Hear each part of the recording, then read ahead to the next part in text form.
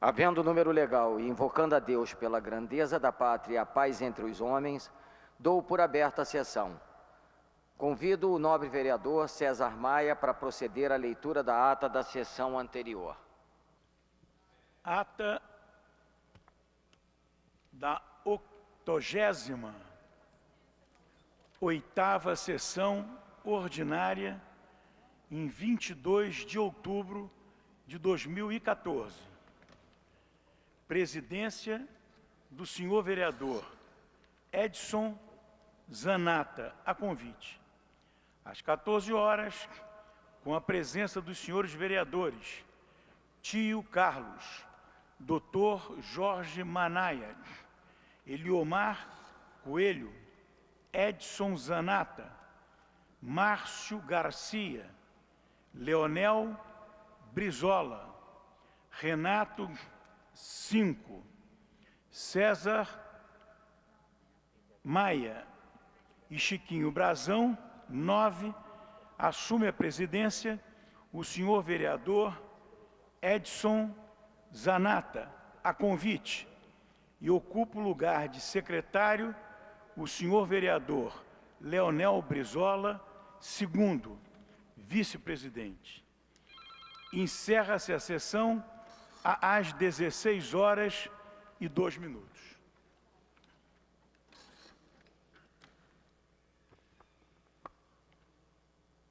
Aprovada a ata, passa-se ao grande expediente. O primeiro orador inscrito é o senhor vereador César Maia, que dispõe de 10 minutos. Senhor presidente, senhoras e senhores vereadores, hoje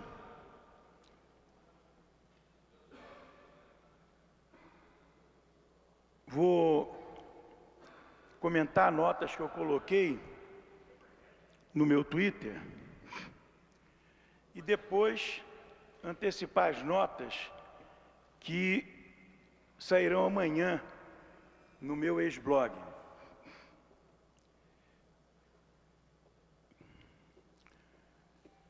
Embora não seja costumeiro, eu não posso deixar de elogiar o governo de Cuba, que enviou 83 médicos para atuar na Libéria e na Guiné no combate à ebola. Também chamar a atenção para uma coisa que eu tinha mostrado preocupação outra vez aqui, quando do apoio formal, presencial, da ex-ministra e senadora Marina da Silva ao candidato a presidente Aécio Neves. Aquele ato foi um ato que não ajudou a campanha. Ela com seu rabo de cavalo, em vez de seu coque que marca a sua imagem, fazendo uma referência meio fluida, inclusive comparando a eleição atual com a eleição de 2002. Porém, ontem, Marina Silva volta com seu coque colocado, com vestes brancas que a destacavam e faz uma oração, uma falação de apoio ao senador Aécio Neves de primeiríssima qualidade. Diria até que de melhor qualidade nessa locução do que os próprios candidatos a presidente da República quando surgem e falam nessa mesma direção. Uma questão que eu sublinharia é que as equipes de Dilma e de Aécio pensam que a história do Brasil começou outro dia. A Dilma pensa que a história do Brasil começou com Lula. O senador Aécio Neves pensa que a história do Brasil começou com Tancredo Neves. É uma história, seja ela republicana, seja ela imperial, seja ela colonial, é uma história muito mais longa e de raízes muito mais profundas do que, enfim, esses dois personagens ilustres que fazem parte ainda do nosso momento político presente, recente. Hoje à noite tem debate na TV Globo para governador. Hoje, passando em estação do metrô, eu recebi um panfleto, tabloide, queira chamar, que achei que baixa demais a campanha eleitoral. Panfleto, claro que não dá para mostrar aqui, mas eu fotografei Aécio contra o Rio. Qualquer um pode ser contra o Rio, menos o Aécio. Não sair daqui, fazer que contra o Rio que ele é. Enfim, essas coisas da campanha eleitoral. Amanhã, no meu ex-blog, eu faço uma série de notas que eu chamei, parafraseando Godard, 2 ou 3 coisas que eu sei sobre ela, a eleição de 2014. Ontem à noite, eu recebi da direção da campanha do senador Aécio Neves resultados no Sudeste e resultados no Nordeste. Esses resultados mostram, de um lado, o senador Aécio na frente, no Sudeste, por uma diferença um pouco maior do que a diferença que aparece no Datafolha. Aliás, hoje nós vamos ter à noite, no Jornal Nacional, as 2 pesquisas que são pré-debate apresentadas. A pesquisa do Ibope e a pesquisa do Datafolha. Mas há uma diferença aparentemente estreita, pequena, entre o que diz o Datafolha no Sudeste e o que diz a pesquisa da campanha do Aécio, que é feita pelo GPP basicamente, né? E mesma coisa em relação ao Nordeste. Mas essas pequenas diferenças, elas são suficientes para aqueles 4 pontos que aparecem no Datafolha desaparecerem. No caso, por exemplo, do Nordeste, que o Datafolha dá uma diferença de 40 pontos a favor da presidente Dilma Rousseff, no caso da pesquisa da campanha do Aécio, essa diferença é menor, é de 30 pontos. Uma diferença enorme, de 30 pontos. Do outro lado, aqui no Rio, o Aécio aparece como no Sudeste, o Aécio aparece com uma vantagem no Datafolha, que é apenas 5 pontos menor do que é na pesquisa do Aécio. Isso significa, resumidas contas, que a diferença de 4 pontos, ela diminui, e ao diminuir, ela gera um empate. Uma mínima vantagem para Aécio Neves de 0,8 pontos. Então não tenho uma dúvida nenhuma de que nós vamos ter uma apuração bastante intensa para aqueles que têm nervos tranquilos. Eu não recomendo nada. Para os que não têm, eu recomendo Lexotan. Fala-se da baixaria nessa campanha eleitoral. Quem inaugurou essa baixaria foi a campanha do ex-presidente Collor. Lembrando, colocou no seu programa de televisão uma senhora que tinha tido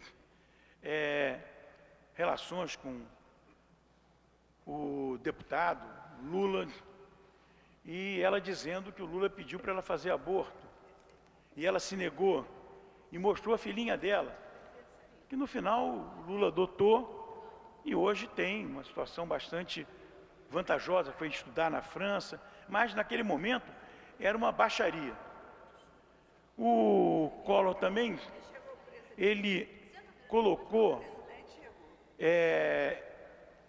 enfim, espiões com teleobjetiva para a janela de um apartamento que supostamente seria de uma amante do deputado Lula.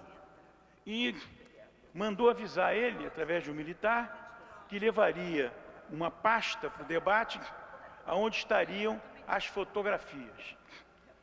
Uma vez no debate, o presidente Collor lembrou a respeito de um aparelho 3 em 1, que era um aparelho que tinha realmente na sala do apartamento dessa amiga do presidente Lula. Ora, a baixaria começa ali. A baixaria não foi inaugurada nessa campanha eleitoral. Quando a baixaria foi feita e interessava aos setores enfim, mais opulentos, foi uma jogada de marketing, uma jogada estratégica de marketing. Quando não interessa aos setores opulentos, é uma baixaria. Baixaria é nos dois casos. Agora, não há nenhuma razão para justificar a baixaria, seja naquele caso, seja na campanha atual. Se poderia ter tido uma campanha mais propositiva. O que se diz é que essa campanha propositiva, que faltou nos programas, surgiu nos últimos programas através de claquetes, que por acordo, espero que seja verdade, entre as campanhas, agora no debate de sexta-feira na TV Globo, nós teríamos um debate muito mais propositivo e confrontante entre ideias de um lado e de outro lado. Obrigado, presidente. O próximo vereador inscrito é o senhor vereador Dr. Eduardo Moura, que dispõe de 10 minutos. Senhora presidente,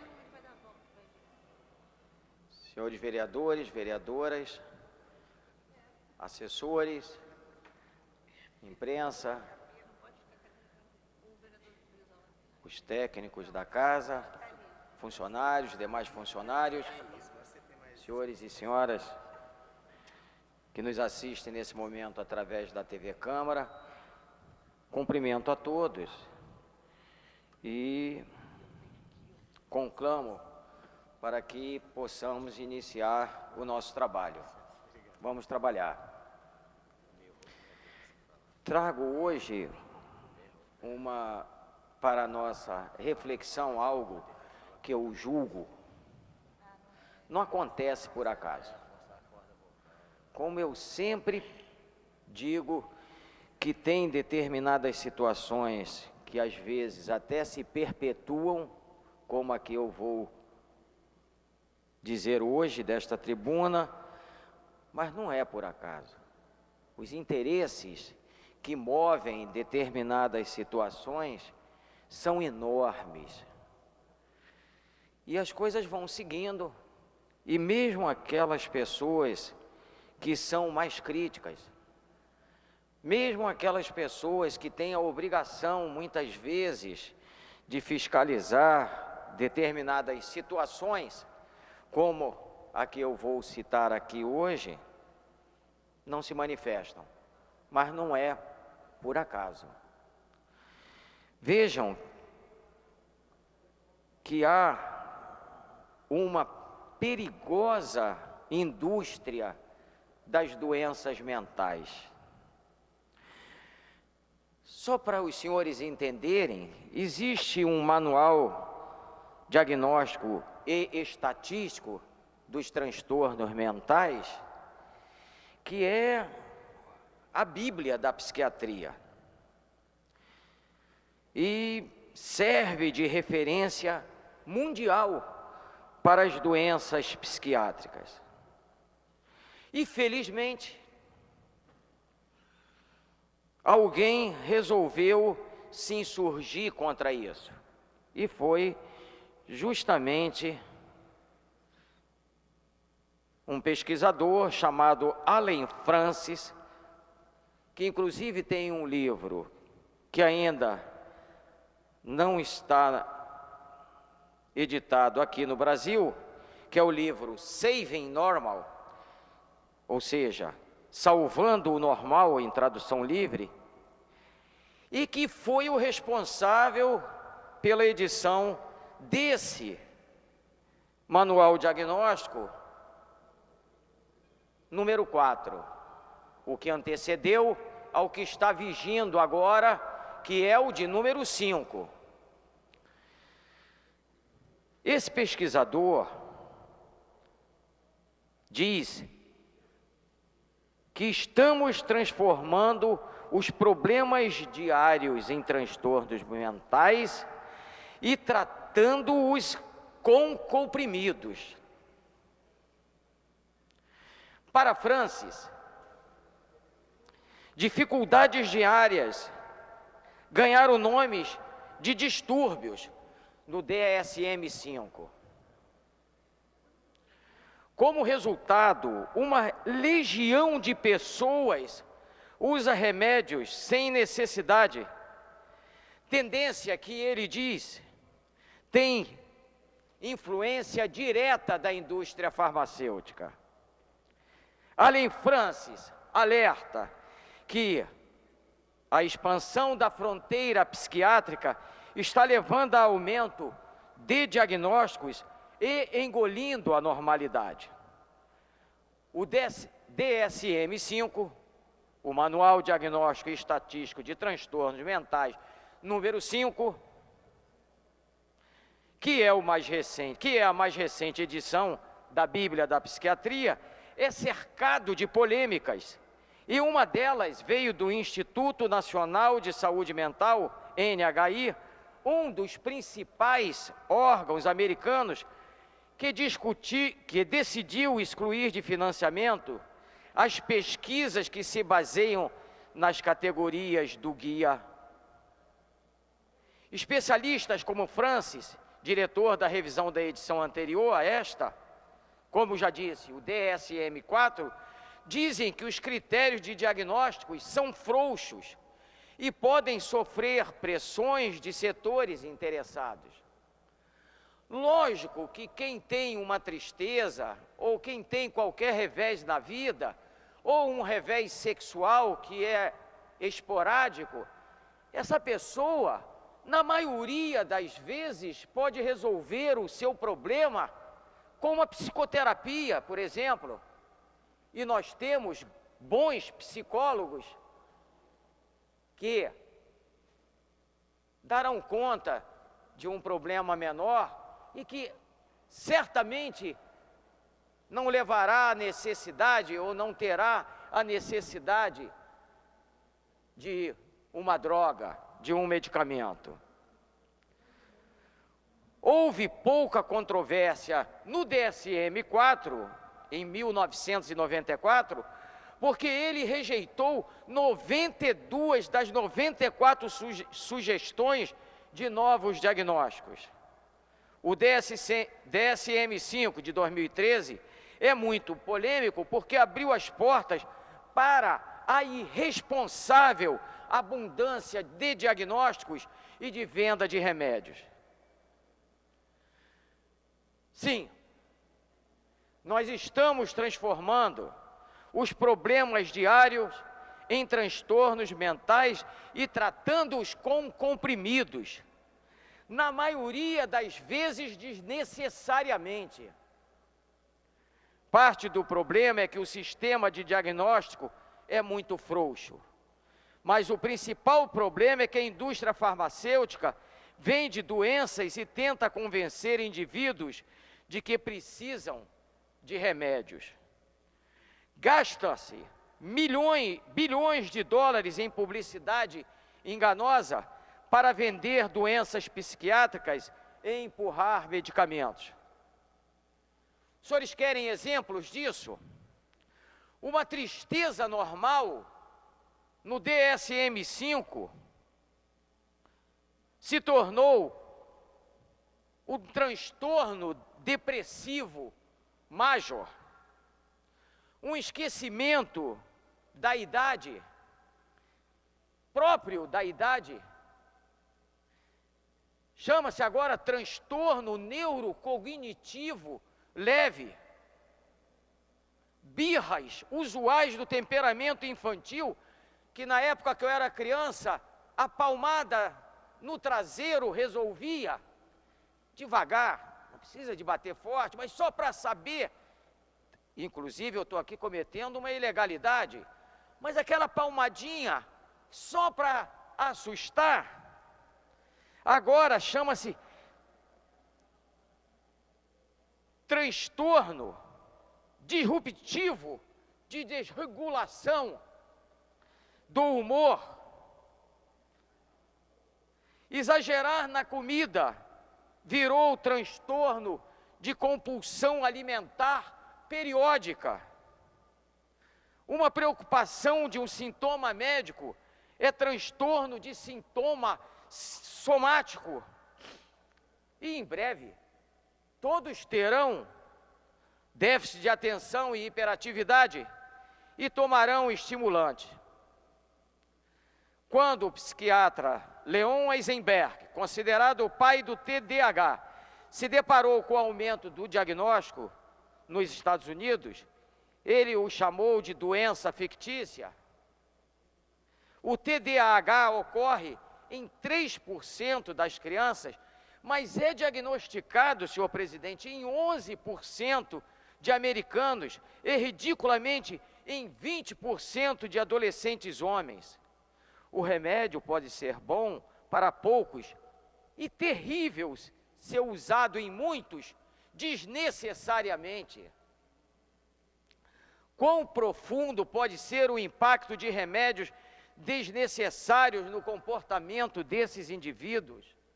Fazemos um vasto e descontrolado experimento em nossas crianças, banhando seus cérebros imaturos com produtos químicos fortes, sem saber seus efeitos de longo prazo.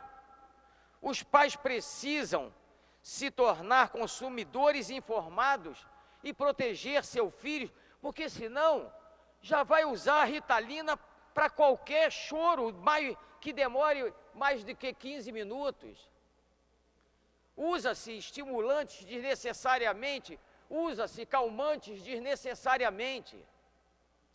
A indústria farmacêutica exerce alguma pressão, eu não tenho dúvida, sobre esse trabalho sobre esse trabalho de revisão do DSM.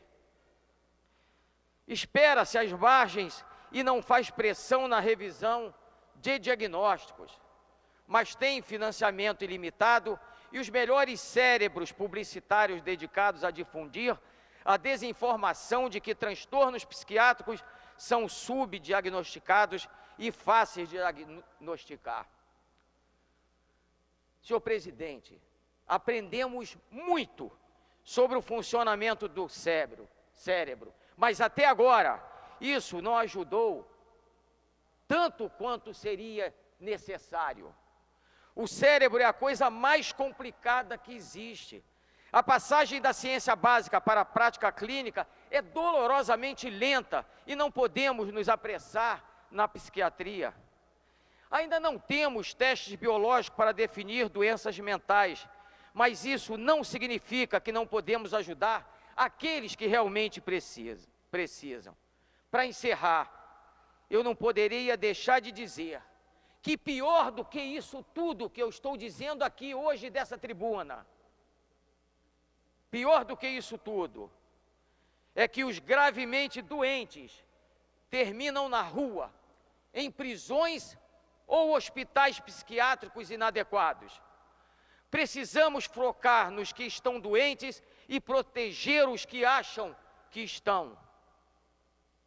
Apertar o sistema de diagnóstico, recapacitar médicos para os riscos e não apenas os benefícios dos remédios. Eliminar a propaganda de companhias farmacêuticas. É uma batalha de Davi contra Golias, mas foi bem sucedida contra a indústria do tabaco. Quem sabe teremos êxito também aqui. Com a palavra, o Conselho Regional de Medicina, o Sindicato dos Médicos, as secretarias de saúde, o Ministério da Saúde, porque isso aqui que eu denunciei hoje, não acontece por acaso, podem ter certeza disso. Muito obrigado. Obrigado ao nobre vereador Dr. Eduardo Moura e parabéns pela coragem a essa questão dos fármacos. Próximo orador inscrito é o nobre vereador Tio Carlos. Boa tarde, senhor presidente, a todos os presentes. Vou falar hoje, senhor presidente, sobre, na parte da manhã tivemos aqui audiência pública, tratando do orçamento, e nós recebemos aqui o secretário de Meio Ambiente, Carlos Alberto Muniz, e depois a Secretaria de Conservação. Fiz minhas considerações em relação à Secretaria de Meio Ambiente. Eu fiquei bastante preocupado porque o secretário apresentou aqui, de forma estarrecedora, o orçamento para a Secretaria de Meio Ambiente, especificamente no Parques e Jardins. A coisa é tão assustadora que no ano passado eu fiz uma audiência pública, senhor presidente, porque vi necessidade em função do abandono das nossas praças, onde nossas crianças estavam indo, para a praça se divertir e saíam diretamente da praça para os hospitais, porque muitas vezes enfiavam farpas, no escorrega, acabando se machucando, descendo nas nádegas, enfim. Problemas, brinquedo quebrado, com prego, e eu de imediato chamei o secretário, porque chegou ao limite, onde até uma criança, senhor presidente, veio a falecer porque uma baliza que tinha sua base podre, acabou caindo e matou uma criança. Então a audiência pública foi uma audiência bastante triste, porque foi, enfim, tinha um elemento muito cruel de ver uma criança morrer. E eu disse na ocasião, pelo descuido, muitas vezes pela falta de responsabilidade dos gestores, que aí no caso o próprio prefeito e a Secretaria de Meio Ambiente e a Secretaria de Conservação. Naquele ato, o representante da Secretaria, quer dizer, da Fundação Parques e Jardins, colocou de forma muito clara que ele estava atado, porque o orçamento que ele dispunha era muito pequeno. E apresentou dados que em 2013, por exemplo, não havia sido construída sequer uma praça. Isso fiquei espantado. E apresentou também um organograma, quer dizer, um cronograma, desculpa, de quanto em quanto tempo ele voltava às praças para fazer a manutenção, que eu acreditava ser periódica, mas um período de 6 em 6 meses, 1 ano e 6 meses depois, que ele faz uma vistoria e um reparo, ele volta 1 ano e 6 meses depois. Fiquei assim surpreendido e cobrei naquele ato, naquela audiência pública, ações concretas. E ele realmente, toda vez que falou, na ocasião era o senhor Mauro Duarte, era isso? Ele era o presidente da Fundação Parques e Jardins, ele falou que realmente a Fundação estava não só sem orçamento, como o seu corpo técnico, os seus funcionários eram escassos. Hoje eu fiz uma pergunta e o secretário de Meio Ambiente disse que são 300 funcionários na Fundação Parques e Jardins, que cuida, claro, de alguns equipamentos, né, que são, como eu estive outro dia no Campo de Santana, e perguntando a um funcionário por que daquele abandono, falou: vereador, nós não temos aqui, muitas vezes, sequer material para fazer a manutenção. E hoje, quando soube que o orçamento, que em 2014 era de 41.248.475 reais, no ano de 2014, pasme, senhor presidente, companheiros vereadores, para o ano de 2015, esse orçamento caiu 64%. Na verdade, o orçamento agora para 2015, a previsão orçamentária é de R$ 14.954.812. Significa um espanto, porque o que já estava ruim, se já não tinha condições de manter as praças, os parques, com um orçamento de 41 milhões, imagine agora um orçamento de 14 milhões. Eu fiquei assim, assustado, fiz essa cobrança do secretário. É claro que ele buscou palavras para poder explicar, e é claro, não convenceu a ninguém, mas ele também reconheceu a dificuldade de fazer funcionar a secretaria, porque essa queda no orçamento também não é só na Fundação Parques e Jardins, também está sendo clara na Secretaria de Meio Ambiente. Não sei se foi nesse monte, mas na verdade, especificamente a Fundação Parques e Jardins é assustador.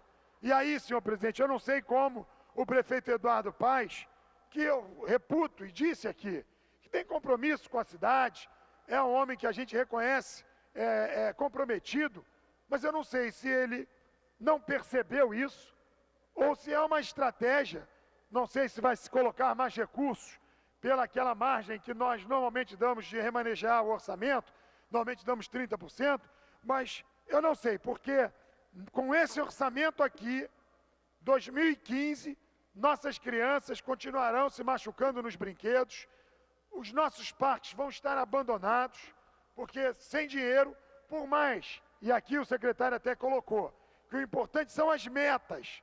Eu disse, sim, secretário, as metas são as mesmas, mas sem dinheiro é impossível alcançar essas metas.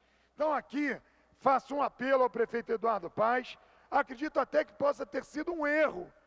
E aí, não sei exatamente, não sei se é o secretário de governo, não sei aí, enfim, vou fazer um apelo ao secretário Davi, ao secretário Pedro Paulo, para que alguma coisa seja feita. Porque o que não dá é para ver as nossas praças no estado de calamidade, como muitas vezes a gente vê, e eu venho fazendo esse trabalho. Nós criamos uma comissão aqui, uma comissão especial, e já faço um apelo aos vereadores constantemente, para que nas suas bases, ao constatar o abandono, o desleixo em algumas praças, que traga esse pleito, para que a gente aqui possa cobrar da Secretaria de Conservação, como bem a Secretaria de Meio Ambiente, mas especificamente aí a Fundação Parques e Jardins.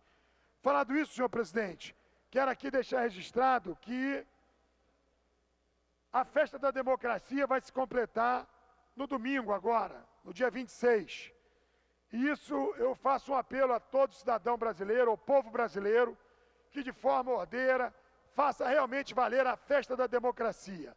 Cada um vote com as suas convicções, façam. Eu, por acaso, tenho a minha posição, estarei votando no dia 26, votarei para governador no Pezão, tenho certeza que é a melhor opção para o nosso estado, assim como votarei 45 Aécio, porque entendo que é realmente o melhor para o nosso país. Mas que todos façam as suas colocações, ponderações, e que não deixem de votar, porque é a forma de melhorar a classe política, ou pelo menos de você fazer a sua parte como cidadão. Lembre-se que pessoas morreram, sofreram para que nós pudéssemos ter o direito do voto.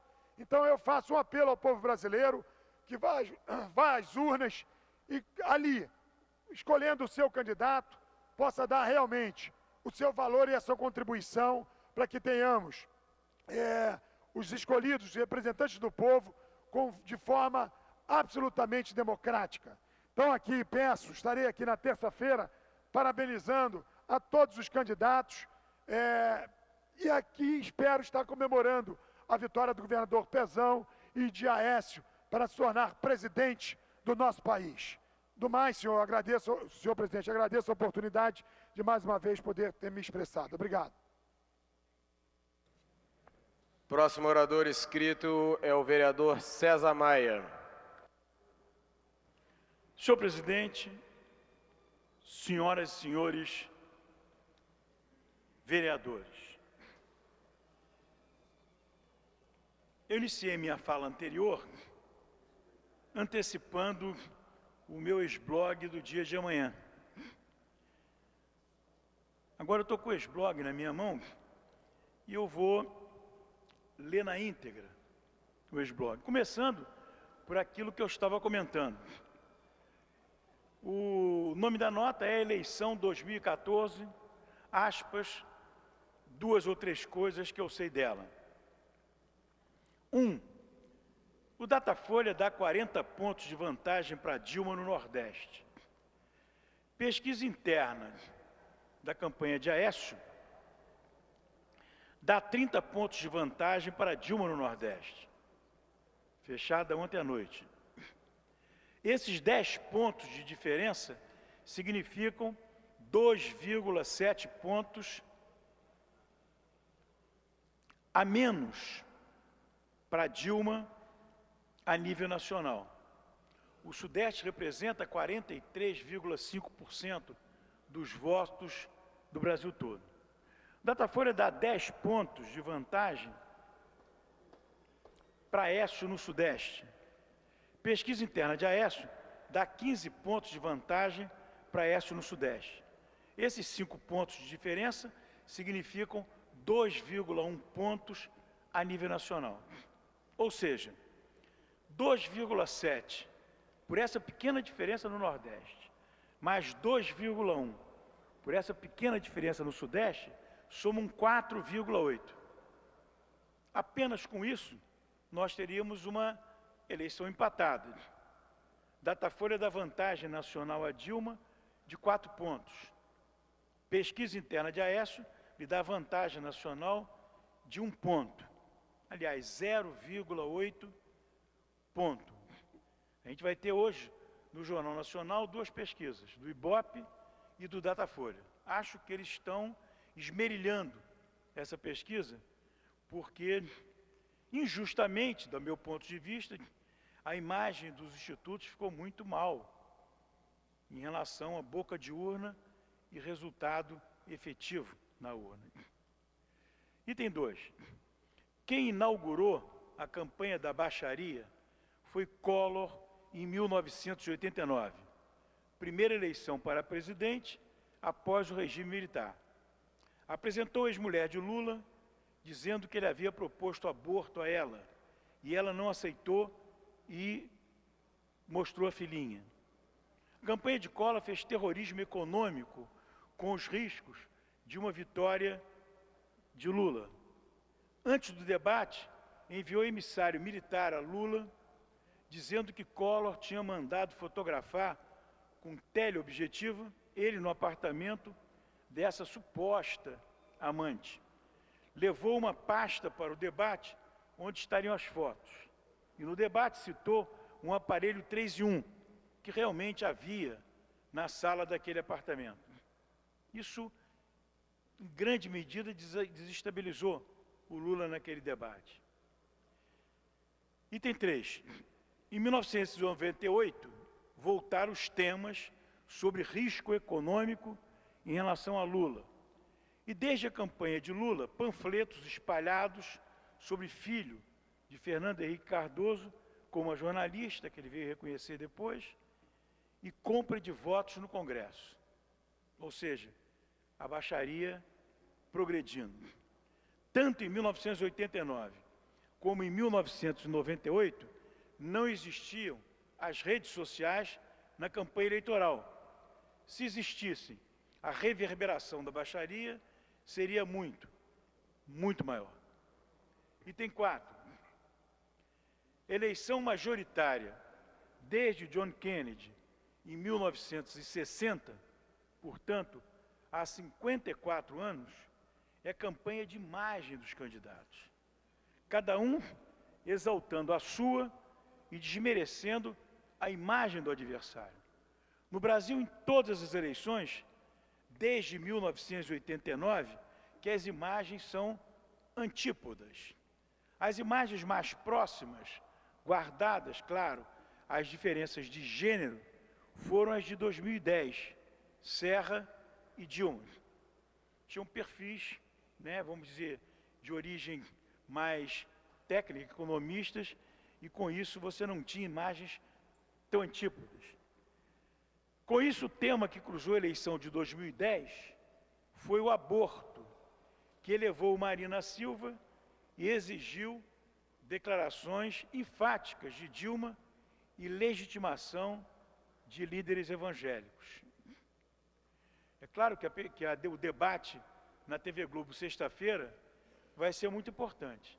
Se a diferença for realmente essa, que estiver entre ao que as pesquisas de Aécio mostram e as pesquisas Datafolha e Ibope estão mostrando até aqui, nós vamos ter uma final que pode ser mexida por um debate a 2 dias da eleição.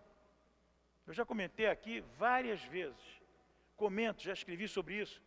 Nos Estados Unidos, na Europa, é proibido o debate na semana da eleição.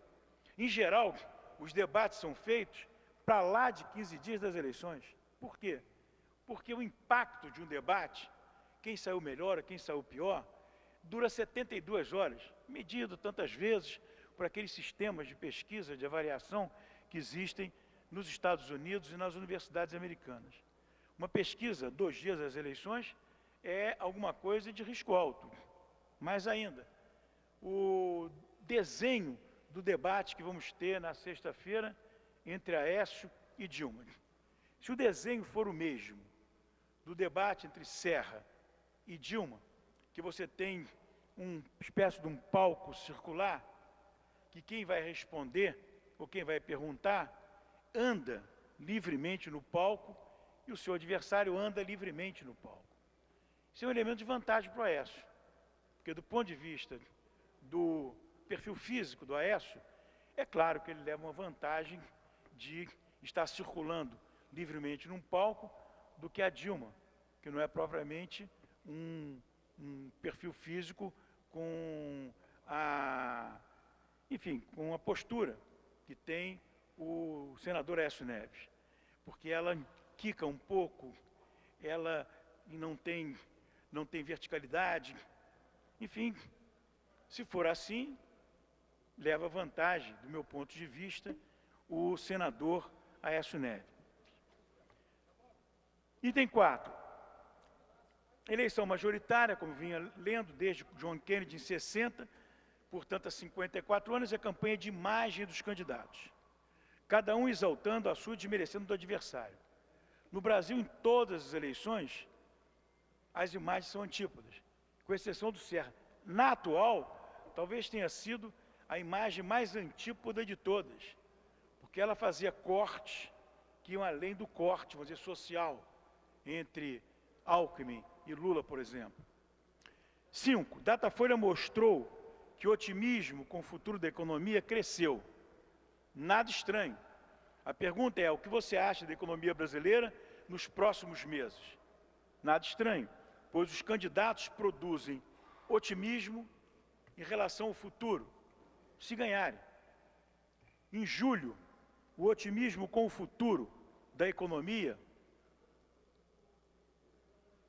segundo Datafolha, estava num patamar de 25%, depois num patamar de 30%, e agora, nessa pesquisa de agora, no patamar de 44%.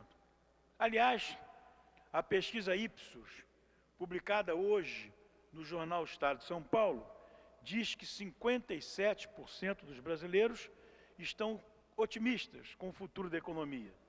Os humores do mercado e da Bolsa não dizem a mesma coisa. 6. Governo virtual. Em junho, o Datafolha dizia que Dilma tinha 33% de ótimo mais bom e 28% de ruim mais péssimo. Hoje, agora, nessa última pesquisa, Dilma tem de avaliação 42% de ótimo mais bom e 20% de ruim mais péssimo. Como tem acontecido nessas últimas eleições, com um amplo tempo de TV, para quem tem esse amplo tempo de TV, se dá uma reconstrução virtual do governo. É como se o governo não fosse aquele que as pessoas estavam avaliando, fosse o governo que foi apresentado para as pessoas na televisão durante a campanha eleitoral. Quanto ao caso Petrobras afetou a decisão de voto. Cada dia fica mais claro que, pelo tempo e espaço que ocupou, foi um tema eleitoralmente irrelevante. Uns analistas dizem que as acusações recíprocas explicam esse empate em relação ao tema.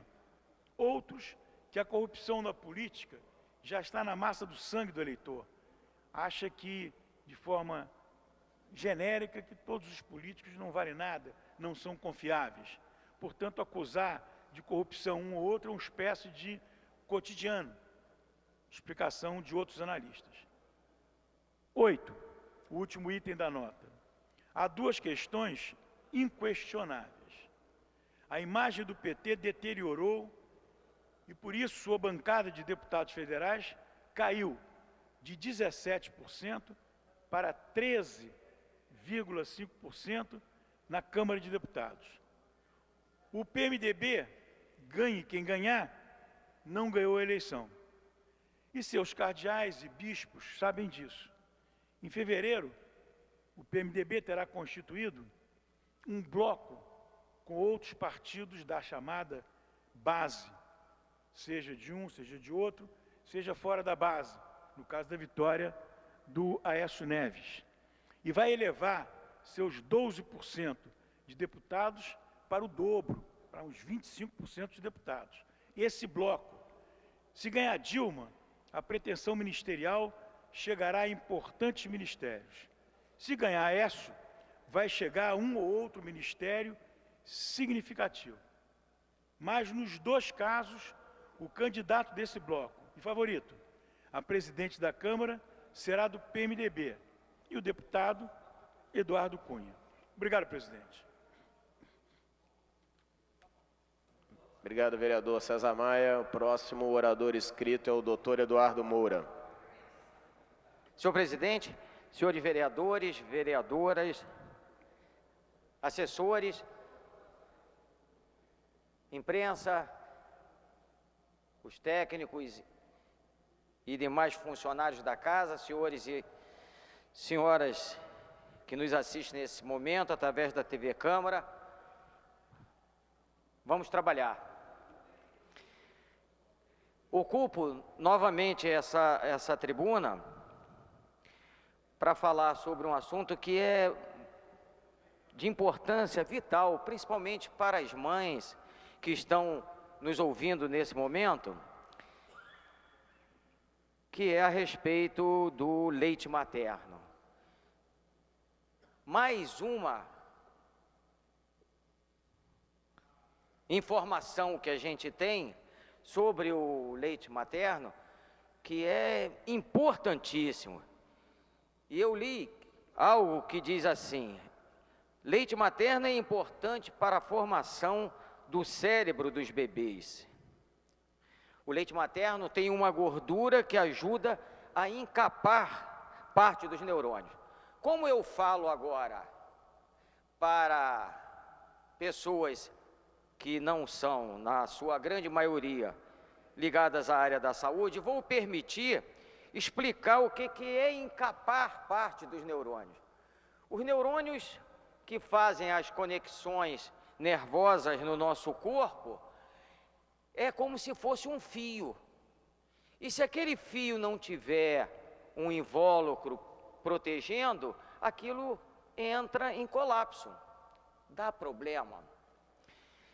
E agora nós temos essa notícia, que já não é uma notícia recente, mas que eu tive acesso agora e me permiti passar para os senhores, para as senhoras, é que o leite materno tem uma gordura que ajuda a encapar parte dos neurônios. Imaginem as crianças que não são alimentadas com o leite materno até o 6º mês de vida, como é recomendado pela Sociedade Brasileira de Pediatria e por todos os pediatras. É uma unanimidade. Nós tivemos épocas pretéritas que houve um movimento pesado, e eu lembro até o discurso anterior que fiz hoje, de empresas que diziam que determinados tipos de leite em pó eram leites maternizados. Mentira!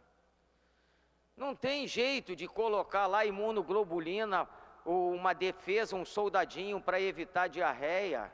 Não tem jeito de botar imunoglobulina, um soldadinho para evitar as infecções.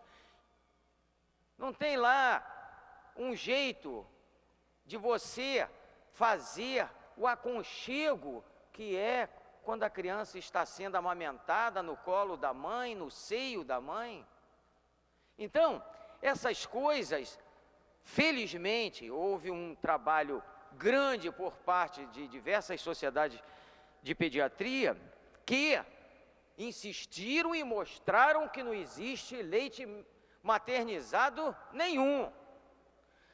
Aí veio uma outra história, que o leite era fraco.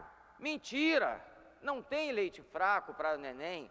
A mãe é submetida a um processo que ela pode até diminuir todo o seu as suas necessidades metabólicas, calóricas, proteicas, etc., mas o leite sai de qualidade, sai com a proteína, a glicose, a gordura que é necessário. Falaram, então, que o seio fica flácido. A mulher que tem seio flácido, ela tem seio flácido porque já é da sua anatomia. Não é o leite materno que vai fazer o leite materno, não é a amamentação que vai fazer a mãe ficar com o seio flácido, a mulher ficar com o seio flácido. É mentira. Conheço diversas mães que tiveram um filho só e o seio ficou flácido, e outras que tiveram diversos filhos e o seio não ficou flácido. Então não tem isso. É uma questão anatômica que faz com que isso ocorra. Então, eu achei oportuníssimo essa chance de falar sobre isso, porque o leite é o principal alimento nos primeiros meses de vida, como eu dizia, mas sua importância se estende ao longo dos anos. Fonte de proteínas, vitaminas, minerais, como cálcio, magnésio, potássio e sódio, ele é parte importante da alimentação, como todos os pediatras hoje recomendam. E aí, além de tudo, além de prevenir infecções, ele tem uma gordura boa que ajuda na formação do cérebro. Ajuda a encapar, como eu disse, uma parte do neurônio, eu gostaria que vocês ouvissem esse encapar entre aspas, uma parte do neurônio, aumentando a velocidade dos impulsos nervosos e a capacidade de aprendizado e raciocínio da criança.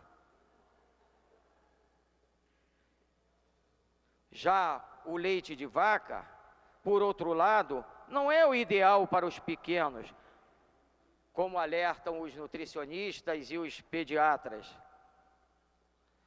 a não ser que a criança não possa mamar por algum motivo. Eu queria dizer que eu não poderia deixar de como parlamentar, de como legislador desta casa, de fazer um projeto de lei que beneficiasse aquelas mães que por essa ou aquela razão não podem amamentar os seus filhos. E o projeto de lei de minha autoria, número 801 de 2014, dispõe sobre a divulgação dos postos de coleta de leite materno nas maternidades e nos ambulatórios e consultórios de ginecologia e pediatria públicos e privados do município do Rio de Janeiro. Esse projeto diz que todas as maternidades, ambulatórios e consultórios de ginecologia e pediatria públicos e privados do município do Rio de Janeiro deverão disponibilizar um cartaz contendo informações acerca dos procedimentos para a doação do leite materno e sobre os postos de coleta situados no município. A informação deverá ser exposta em cartaz em local de fácil visualização. O Ministério da Saúde recomenda que o leite materno seja o único alimento ingerido pelo bebê nos primeiros 6 meses de vida. E nem mesmo água ou chás devem ser oferecidos às crianças nesse período, e é assim que eu justifico esse projeto. E queria dizer também que a justificativa desse projeto é porque muitas mães não saberiam nem onde fazer a doação, nem aquelas que necessitam. Se não houvesse esse dispositivo de lei que eu instituí, elas não saberiam também onde conseguiriam esse leite. A amamentação exclusiva nos primeiros 6 meses de vida ainda estão longe do ideal. Um levantamento do Ministério da Saúde mostra que 97% das crianças brasileiras iniciam a amamentação no peito logo nas primeiras horas de vida, mas permanecem mamando por um período curto. Segundo o órgão, a média de aleitamento materno da população brasileira é de entre 30 e 60 dias. Então, eu acho fundamental que as mães fiquem atentas a... Vereador, só Pois não, um senhor minutinho, porque sou obrigado a ler um requerimento aqui.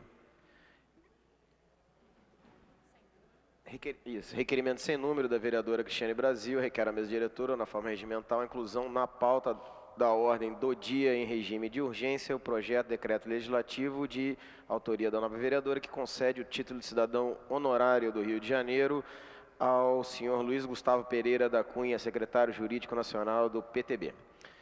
Inclusão, requerimento também sem número, inclusão na pauta da ordem do dia semanal em regime de urgência, decreto legislativo 75/2004 do nobre vereador William Coelho, título de cidadão honorário ao deputado federal Gabriel Chalita. Serão todas elas apreciadas no prolongamento. Com a palavra o nobre vereador Dr. Eduardo Moura. Agora. Então, senhor presidente, para encerrar, eu gostaria de dizer a importância desse assunto. Eu acho que as pessoas devem fazer uma reflexão séria sobre o que nós acabamos de dizer. Quem tiver interesse pode, através do site da Câmara, acessar esse projeto de lei que eu apresentei.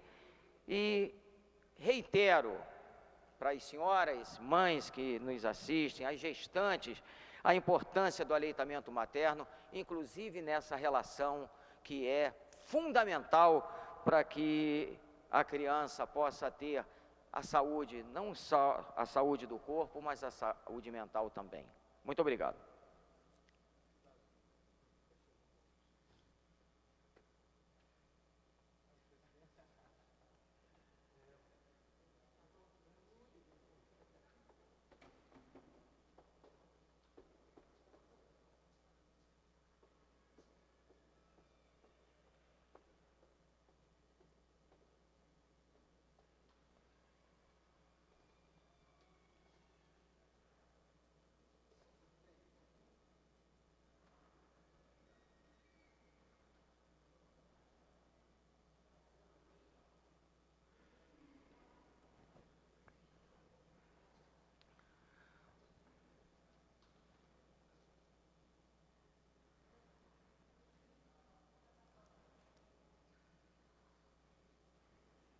O próximo orador inscrito é o senhor vereador Leonel Brizola, que dispõe de 10 minutos. Obrigado, nobre vereador Dr. Eduardo Moura, senhores vereadores. Bom, estava escutando aqui atentamente, eu peço até desculpa que eu estou um pouco rouco por ontem, no comício que teve aqui, na frente da Câmara de Vereadores. E o que eu queria relatar de fato, senhores vereadores, aqueles que estão nos assistindo, é justamente o que está me chocando muito nessa eleição presidencial, é a maneira odiosa que certos setores estão trazendo à tona, um ódio destilado sem uma profundidade, uma justificativa, um ódio contra um partido, no caso o PT. E aqui eu tenho autoridade para falar porque eu fiz inúmeras críticas ao Partido dos Trabalhadores, ao ex-presidente Lula, a questão do protecionismo, a indústria imperialista do automóvel, entre outras questões, mas é inegável a política de aumento do salário mínimo do trabalhador. E essa a qual já discorri aqui também diversas vezes. E nesse sentido, eu escutei aqui atentamente alguns discursos e me senti na obrigação de também colocar a minha posição, não é? E, olha, o que eu vejo praticamente é um domínio e um monopólio de setores da comunicação no nosso país que realmente faz muito mal ao nosso país. Porque ele cega as pessoas. A telenovela, o jornal, que são as duas mesmas coisas, Renato Cinco. Novela e jornal nacional e fantástico, cada vez se misturam e se entrelaçam cada vez mais num grave intuito de descaracterizar a nossa própria cultura. Ontem, aqui na praça, esta mesma emissora que detém o monopólio da nossa comunicação, que poucos ousam questionar, inclusive essa é uma das grandes falhas do PT, não teve a coragem de questionar, retratou que aqui havia apenas 1.500 pessoas. Não tinha. Quem presenciou aqui tinha muito mais, 10 vezes mais do que 1.500 pessoas. E na maioria, mulheres. E eu presenciei 3 gerações. A geração ditadura, senhoras, o pós-ditadura e uma nova geração, querendo conhecer a sua história, o fio da história, como dizia Leonel Brizola. Todas elas aqui. E olha, foi um ato bonito, senhor presidente e senhores vereadores. Diga de passagem, um ato bonito, belo, sem a presença da presidenciável. Mas foi um encontro onde as pessoas ali colocaram o seu pensamento político, se abraçaram, confraternizaram, beberam, dançaram. A festa da democracia, como assim tem que ser? Não havia destilação de ódio, o que vemos em certos outros setores, de uma forma absurda e que nada contribui para o processo democrático do nosso país, que custou muito caro, e que pagamos um preço altíssimo até hoje, preço da violência, do endividamento, do desmantelamento da escola pública, a escola do povo. Esse é o preço que pagamos até hoje. Infelizmente, perduram por aí aqueles que batem no peito e dizem que tem saudade da tortura e da butinada na porta. Eu não sei como usam ainda a democracia para se elegerem, mas no fato que eu queria dizer e aprofundar essa discussão, olha, eu não vou ficar nesses numerozinhos, o Galeano já dizia, numerozinhos e as pessoas, esses numerozinhos tecnocrata, esses discursos chato, olha, mas que porre, sinceramente, coisa mais chata, porque os números não revelam a verdade, sabe? Devia ser proibido pesquisa eleitoral. Não deveria existir pesquisa eleitoral. E os presidentes desses institutos, que, na minha opinião, picaretas, né, a serviço, a gente sabe muito bem de quem, ficam aí querendo dizer qual vai ser o rumo que o próprio povo vai ter o direito de escolher. Porque influencia naquela cabeça mais desprotegida. Olha, eu vou votar em quem vai ganhar. Eu já vi isso diversas vezes na rua. Vou votar naquele que está na frente. Então deveria ser proibido. E agora, senhor presidente, aprofundando essa discussão nacional, declarando meu voto, é minha posição, eu digo que a pátria está em perigo. A pátria está em perigo, sim. Os mesmos que combateram a Revolução de 30, da escola pública do povo, do direito das mulheres votarem, de um país soberano, industrializado, porque Getúlio Vargas, quando presidente, o Brasil era o 5º em siderurgia mundial, à frente de inúmeros países, pelo direito dos trabalhadores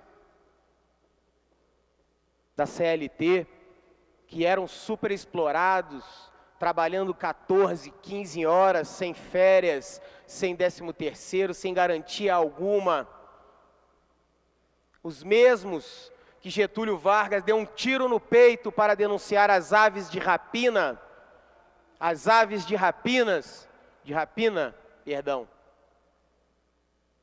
que trabalharam constantemente para esvaziar as riquezas desse país. Os mesmos que tentaram por diversas vezes e foram derrotados na campanha da legalidade e voltaram em 64 querendo e tirando agora, de fato, na qual em 61 não conseguiu, um presidente democraticamente eleito pelo voto direto do povo, presidente João Goulart. Os mesmos que deram um golpe militar, os mesmos que sempre lutaram contra o trabalhismo, que é o caminho, o verdadeiro caminho para o socialismo, agora querem retornar ao poder. Agora, com uma cara mais lavada, dizendo a nova política.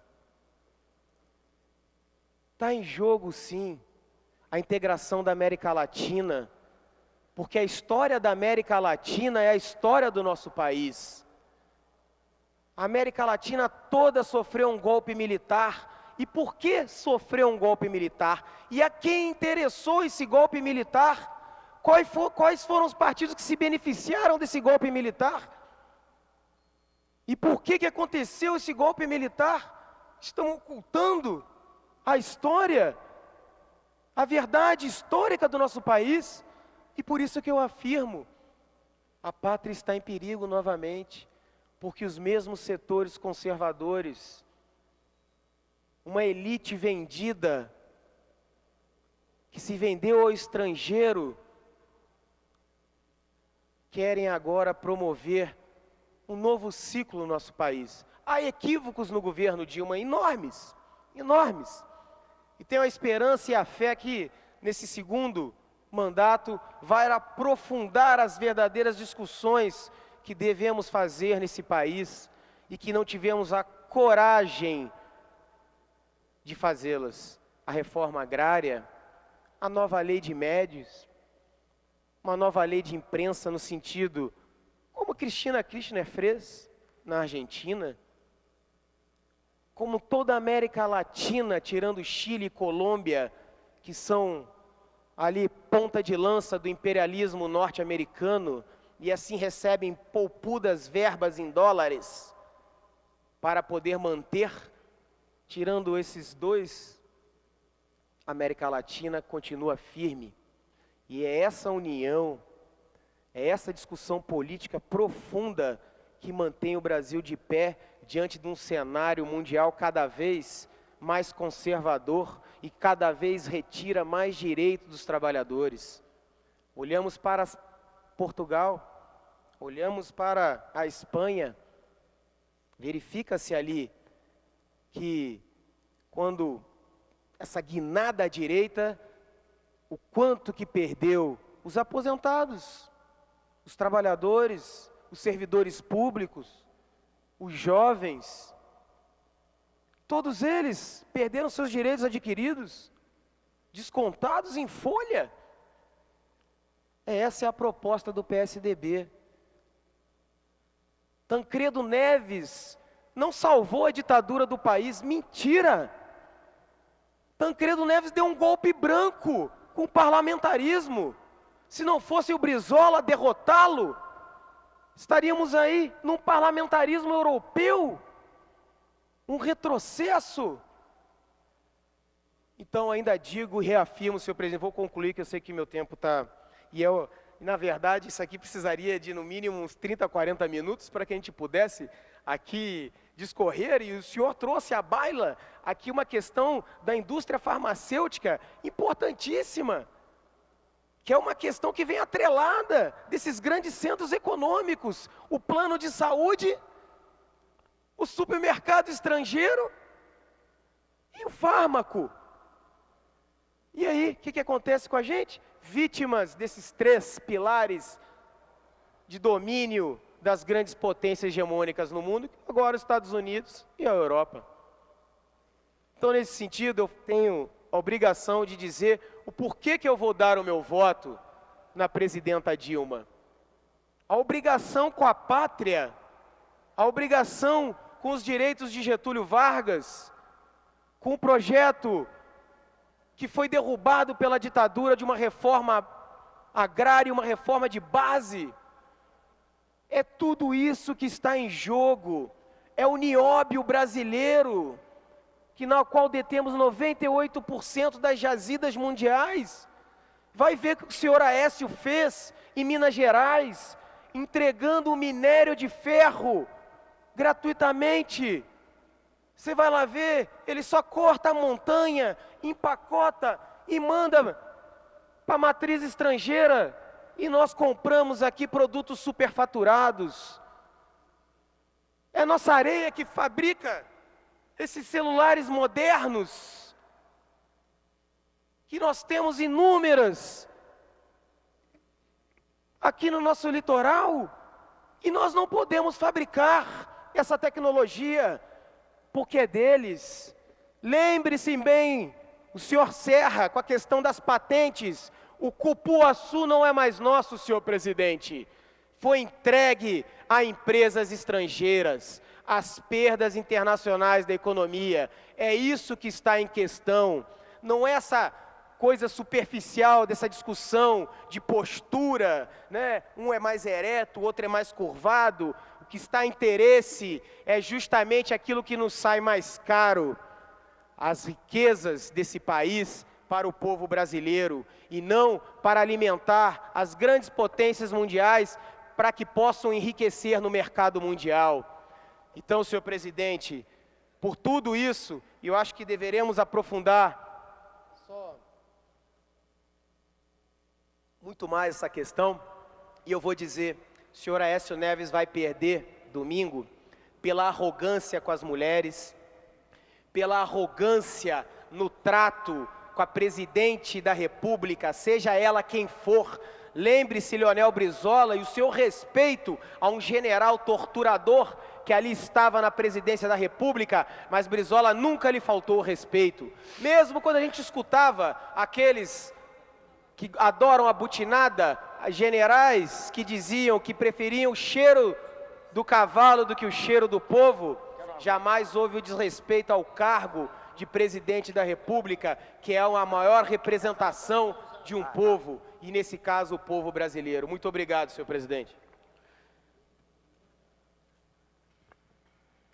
Eu gostaria de deixar registrado, antes de encerrar, que nós tivemos no plenário a presença do deputado Ayrton Xerez, que deve estar exultando com a vitória do Fluminense ontem em Santos por 1-0. É uma honra para nós, foi uma honra para nós tê-lo aqui. Não havendo mais orador inscrito, a presidência franqueia a palavra. Com a palavra franqueada, o nobre vereador César Maia, que dispõe de 10 minutos. Senhor presidente, senhoras e senhores vereadores. Senhor presidente, Vossa Excelência fez uma locução aqui que deve ter sensibilizado a todos nós pela importância, pelas consequências de uma informação quando ela não é dada corretamente. Eu quero tratar disso. Peço licença a Vossa Excelência, porque o leite não é exatamente a área da minha especialidade. Mas é quase que uma pergunta a Vossa Excelência. Eu me lembro, quando eu era secretário de Fazenda, hoje eu era deputado, numa reunião na casa do governador Brizola, e eram poucas pessoas, 3 ou 4, e uma delas comentou que o seu netinho, ou a sua netinha, estavam tendo um reforço de leite de vaca, leite que se compra no supermercado, etc. E o Brizola disse, não faça isso. Ele dizia, o leite materno é rico em proteínas, e proteínas que vão, como Vossa Excelência comentou aqui, que vão à inteligência, ao cérebro. O leite animal é um leite rico em cálcio, que vão prioritariamente aos ossos. E é por isso, segundo ele, que um bebê ele leva tanto tempo para começar a ficar em pé, a caminhar, e um animal, muito rapidamente, um cachorrinho, o que seja, rapidamente, ele fica em pé e começa a se firmar e começa a caminhar. Eu acredito, pela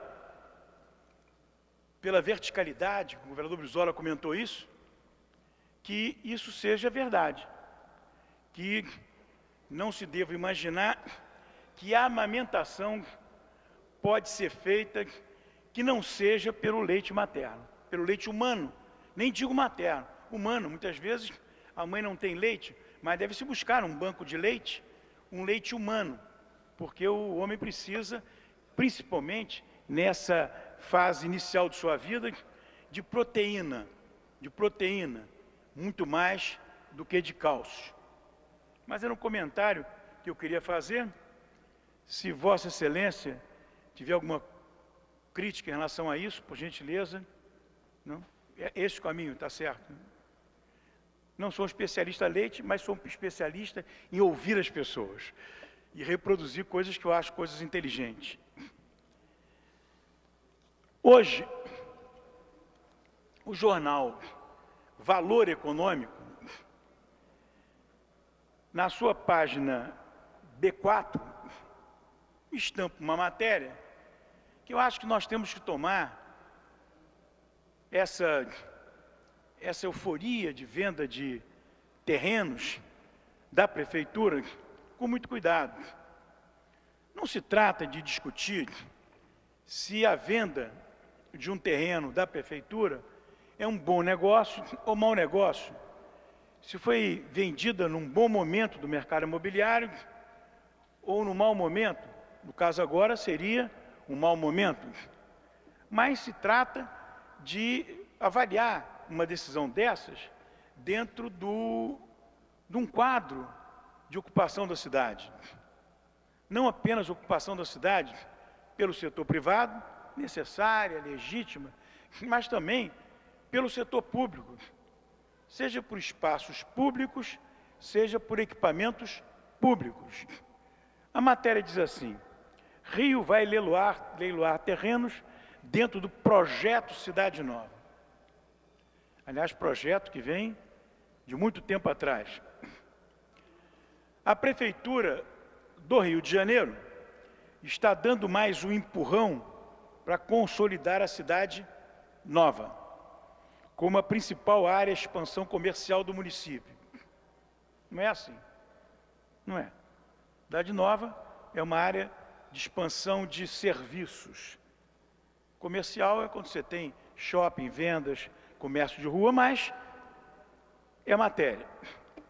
De 7 terrenos que serão leiloados até o fim desse ano, em época de baixa, digo eu, do setor imobiliário, 2 ficam na região que marca o começo da Avenida Presidente Vargas e que acaba de completar 70 anos. Senhor vereador, por favor.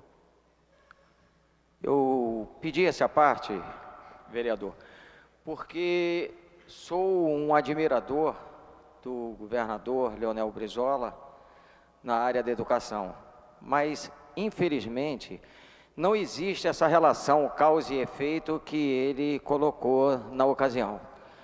A quantidade de cálcio que tem no leite materno é próprio e o necessário para a criança tenha o seu desenvolvimento normal. E o desenvolvimento ósseo da criança independe dessa questão de ter uma quantidade maior de cálcio, que seria benéfico através do leite de vaca. Então, não há procedência no que o governador, com todo o respeito e com todo o carinho que eu tenho, inclusive pela memória do nosso governador, mas não tem uma relação de causa e efeito. É o leite próprio em todos os sentidos, inclusive no que tange a quantidade de cálcio. Muito obrigado. Senhor vereador, tem que me dirigir ao governador Brizola, dizendo que eu fico com a palavra do especialista. Muito obrigado.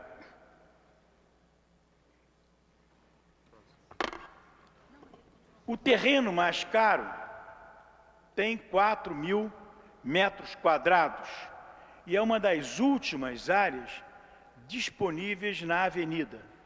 O edital de venda foi publicado ontem pela Secretaria de Urbanismo e terá preço mínimo de R$ 75,8 milhões de reais.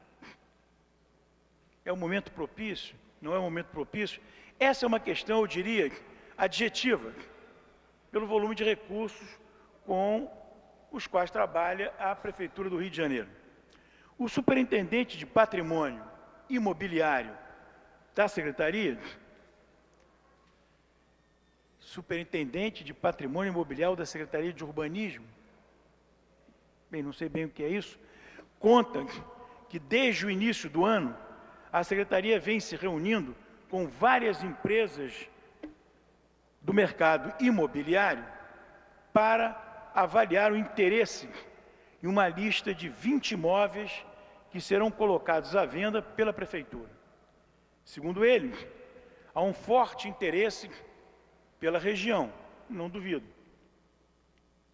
É um imóvel de muita liquidez, perto de 2 estações do metrô da Central do Brasil, e um bairro que está em franca expansão, diz o superintendente. Ele lembra que a própria Prefeitura deu impulso na consolidação da Cidade Nova ao instalar seu centro administrativo na região. Bem, isso tem 40 anos, ou mais de 40 anos. BR Distribuidora, SEDAI, Centro de Convenções Sul América, que pertence à Prefeitura, é uma concessão com prazo certo. Todas essas decisões foram tomadas quando se reorganizou a Cidade Nova. Ali estava a Vila Mimosa, que foi de uma forma pacífica, tranquila, que foi realocada numa área do outro lado, perto da linha de trem da Praça da Bandeira, sem nenhum tipo de conflito. Ali estava também um equipamento ocupado pela Escola de Samba Estácio de Sá. Se fez uma reordenação da área. Aí tinha entrado o que se chamou de porto, o edifício que fica do outro lado da Prefeitura, e entraram aí a Sul América, o Centro de Convenções Sul América, foi uma concessão licitada pela Prefeitura do Rio e que retorna à Prefeitura do Rio para uso da Prefeitura do Rio em muito pouco tempo. Foi a Prefeitura do Rio, nessa época, que construiu aquela grande garagem para poder viabilizar vários de empreendimentos que pudessem vir. A BR Distribuidora entrou naquele momento, é um projeto de construção, concessão e aluguel para a Petrobras. Enfim, os últimos empreendimentos foram edifícios comerciais múltiplos e um novo empreendimento no terreno da antiga fábrica da Brahma, atrás do Sambódromo, com entrega prevista para este ano, que tem um projeto de Oscar Niemeyer, etc, etc. Eu gostaria de lembrar que quando o poder público tem um imóvel, ele tem que trabalhar com 2 vetores. O primeiro vetor é, claro, o valor do imóvel. Mas o segundo vetor é um valor do imóvel que não é financeiro. Eu pergunto, com edifícios entrando, prestadores de serviço, basicamente, que ali tem uma quantidade grande de emprego, com a proximidade que você tem do Morro São Carlos, do próprio Turano, com as 2 estações do metrô, a gente pergunta, o valor agregado melhor seria 75, 80 milhões nos cofres da Prefeitura, que significa muito pouco, ou seria para uma praça pública, ou seria para uma escola, exatamente porque esses equipamentos foram instalados, estão sendo usados e outros estão entrando. Então, a decisão a respeito de ocupação de qualquer área pública da prefeitura deve ser nesse sentido.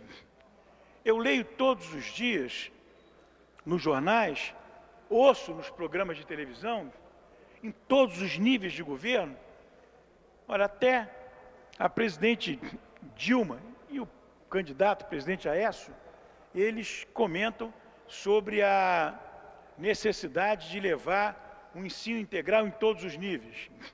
Eu tenho dúvidas, eu e Darcy Ribeiro, sobre a entrada no ensino médio. Isso tem que ser uma coisa de forma muito especial, porque o jovem no ensino médio, ele, nas condições nossas em escola pública, ele precisa daquele tempo para ele ter outro tipo de atividade. Enfim, principalmente remuneratória, que é o que demanda mais para ajudar a sua família, a sua mãe em geral. Portanto, a avaliação deveria ser tabulada. Esse espaço, ele deve ser simplesmente mensurado, avaliado financeiramente, ou deve ser avaliado também e comparativamente do ponto de vista sócio-urbano. Que equipamento público, que espaço público poderia entrar nessas áreas de forma a servir a cidade, a servir a população da cidade, em especial a população mais humilde, e servir também a todas as pessoas que estão trabalhando nesses prédios e que provavelmente serão demandadores de apartamentos, de residências nessa região, que é uma região próxima ou dentro do conjunto geral do centro da cidade. Acho que isso devia ser analisado com muito cuidado. Acho que a nossa Câmara Municipal aprova e se discute se vale ou se não vale, se discute se é uma decisão ética ou não é. Bem, isso daí coloca de lado. Supõe que sim, supõe que o valor é esse. Agora, e a destinação pública? Foi levado em conta? É levado em conta? Deve ser levado em conta? Presidente, essa é uma preocupação, porque isso não está ocorrendo só no caso da Cidade Nova.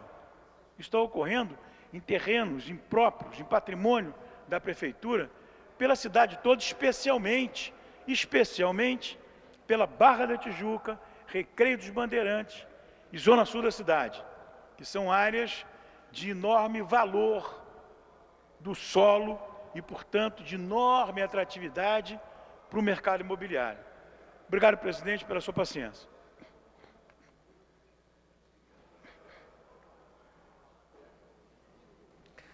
O próximo orador inscrito é o nobre vereador Jorge Braz, que dispõe de 10 minutos. Boa tarde a todos, ouvintes, os presentes, os seus gabinetes, presidência, a assessoria. A verdade que me fez descer para dar uma palavrinha a respeito foi exatamente o discurso do vereador César Maia falando sobre este assunto lá da Cidade Nova, e que várias pessoas vários imóveis foram mexidos na transformação da Cidade Nova. E eu não só reconheço que houve uma transformação muito grande, uma transformação benéfica, na Cidade Nova aquilo era praticamente abandonado, só tinha a prefeitura, e que inclusive o nobre vereador sabe, na época era prefeito, um dos imóveis incrustado lá era da antiga TV Rio, que era da TV Record, e que na época o prefeito César Maia, eu vereador, aqui 2001, 2002, por aí, ele chamou a gente e colocou isso, que tinha um projeto naquela área ali para revitalizar aquilo e tal, expandir, etc., que seria bom para a cidade, e que o imóvel da Rede Record e da Igreja Universal do Reino de Deus, que os dois, o prédio era da Rede Record e o terreno em volta da Igreja Universal do Reino de Deus, estava bem no centro do projeto né, da prefeitura. E ele então pediu, né, a nossa ajuda para que se resolvesse junto da igreja e da TV Record, da Rede Record, né, Rio, para que se então resolvesse o impasse. E nós, né, procuramos, fizemos isso, levamos as representantes, né, do patrimônio da TV Record e da Igreja Universal, né, aos técnicos da prefeitura, e chegou-se à conclusão de que se deveria fazer uma permuta, uma vez que a igreja tinha comprado, adquirido alguns terrenos lá no complexo da Catedral em Del Castilho, e só que adquiriu imóveis de posse. E a prefeitura, né, na época, né, se dizia dona dessas posses que a igreja havia comprado em Del Castilho, no terreno ali do quarteirão da Catedral. E resultado, acertamos, né, com os advogados de um lado e do outro, os técnicos, fazer uma permuta da prefeitura com a igreja, uma vez que a prefeitura se dizia detentora desses terrenos que a igreja havia comprado com posse, né, sem documentação. E resultado, nós fizemos isso, e a Igreja Universal do Reino de Deus, juntamente com a TV Record, eu já não era mais, né, vereador, quando a Igreja Record decidiu permitir que a prefeitura fizesse o RGI dos imóveis delas. E a igreja e a TV Record assinou embaixo. Inclusive, na época, esses imóveis da igreja e da TV Record custavam preços daquela época, 2000 e 2002, 1 milhão e pouco, e o imóvel da prefeitura custava, com avaliação, né, técnica, os dois de mercado, custava 350 mil mais ou menos, aproximadamente, ou coisa parecida. E resultado, ou seja, os imóveis da igreja e da TV eram 2, 3 vezes mais caros. E foi feita a permuta e a prefeitura deveria, né, devolver a diferença. E resultado, fechando o raciocínio, autorizamos que a prefeitura passasse os imóveis da Record e da igreja para o nome da prefeitura, com RGI, fazendo RGI. Isso foi feito, dada a permuta que se fazia. E hoje esses imóveis são oficialmente da prefeitura. Só que a prefeitura não conseguiu provar a titularidade dos seus imóveis, que deu em troca para a igreja e para a TV Record. E resultado, até hoje isso está um rolo infernal. E eu já estive com o prefeito Eduardo Paes 15 mil vezes, já estive com o procurador-geral do município 15 mil vezes, e não se resolve. E se chegou à conclusão de que os referidos imóveis estão num litígio entre o município e o Estado, e já estive inclusive com o governador Luiz Fernando Pezão para se tentar fazer uma permuta entre o Estado e o município, para que o município possa pagar a sua dívida à Igreja Universal do Reino de Deus e à Rede Record de Televisão. Ou seja, o município foi beneficiado, porém, até hoje não conseguimos, né, resolver a situação. E lógico que isso atrapalha, uma vez que a igreja, né, por lei, é isenta de IPTU e tal, e coisa parecida, e a gente não consegue provar, e ficam se mandando carnês de IPTU para a igreja, porque a gente não consegue provar, né, a titularidade do imóvel, uma vez que é nosso, porém a culpa é da prefeitura. Então, aproveitando a fala do nobre vereador César Maia, que conhece tudo isso, que na época foi feito, né, através da gente, dos contatos nossos, né, eu queria dizer, nobre, né, vereador, né, hoje, que até hoje a gente pena com aquilo, porque a gente não consegue resolver. Tem que ser feito uma permuta entre o Estado e o município, para que o município se declare de fato, né, proprietário daqueles terrenos, para que então a gente possa legalizar 100% né, ali o complexo da igreja e também da Rede Record Televisão. Quer dizer, até hoje estamos com problema por causa disso. E eu gostaria então só de deixar esse registro aqui, uma vez que uma grande testemunha disso, né, hoje vereador César Maia, na época prefeito, e voltando a dizer que foi a prefeitura que pediu a gente que fizesse isso. Não fomos nós que fomos lá tentando, né, resolver com a prefeitura, sem apontar dedo para ninguém, mas que hoje a prefeitura deve à Rede Record Televisão, deve à Igreja Universal do Reino de Deus a quitação dessa permuta, né, e deve ser resolvido, então, junto, ainda que eu já falei 500 vezes, já pedi, e até hoje não se resolveu, não sei porquê, né, deve ser resolvido entre o município e o Estado, para que a igreja, para que a Rede Record Televisão, né, não sejam prejudicados como estão sendo. Falar mal, né, da igreja, as pessoas falam à vontade, todos os dias está nos jornais um monte de coisa, ainda que ninguém nunca prova nada, mas está lá um monte de histórias falando das igrejas.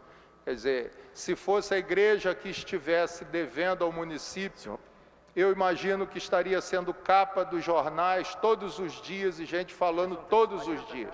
Olha a igreja, olha o Bispo Macedo, olha a igreja, olha o Bispo Macedo. Quer dizer, e quando a igreja é vítima, né, até para beneficiar a cidade, né, ninguém se pronuncia, né, nada disso. Muito obrigado a todos. Terminada a primeira parte do grande expediente, passa-se a segunda parte. O orador inscrito é o senhor vereador Raimon, que dispõe de 20 minutos. Aliás, 18 minutos.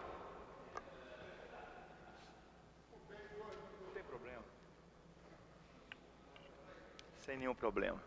Senhor presidente, senhores vereadores presentes aqui no plenário, nesta tarde de quinta-feira, senhores assessores, mesa, pessoas que nos acompanham, pessoas que trabalham aqui no plenário, na tribuna de imprensa, na técnica, na TV, quero a todos cumprimentar e, na verdade, assim, usar desse momento para fazer algumas ponderações em relação ao momento importante que nós vivemos.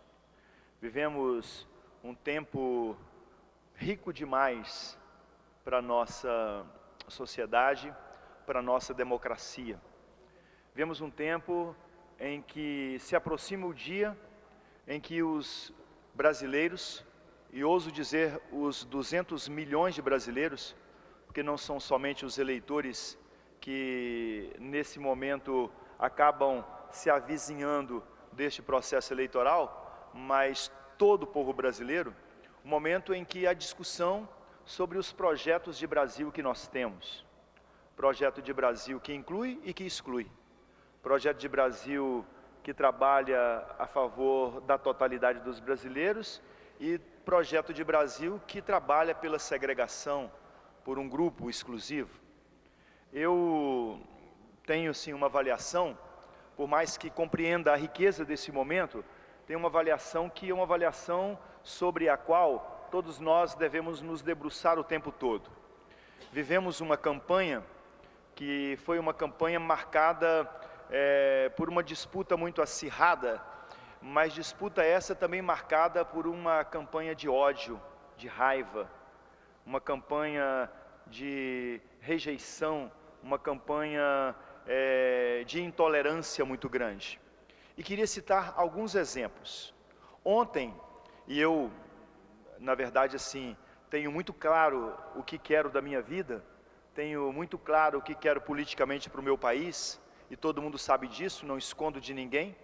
Normalmente, nesses tempos de campanha, eu fico com a minha farda, fico com o meu uniforme, visto-me de vermelho, como apenas retirando a camisa vermelha no momento de estar aqui no plenário para as votações e para os discursos, os debates, mas visto-me de vermelho, coloco meus adesivos e eu não escondo a minha opção, seja a opção por aquilo que é discussão majoritária, seja aquilo que é discussão proporcional. Ontem eu fui almoçar num restaurante aqui do lado, Muito interessante isso, porque acho que a gente tem que aproveitar esses momentos para dar nossa contribuição também. E aí eu servi o meu alimento, a minha comida, meu almoço, fui à balança. Quando eu saía da balança, passou um senhor já que merecedor de todo o meu respeito, o senhor já idoso, e o senhor me deu um empurrão. Fui empurrado dentro do restaurante.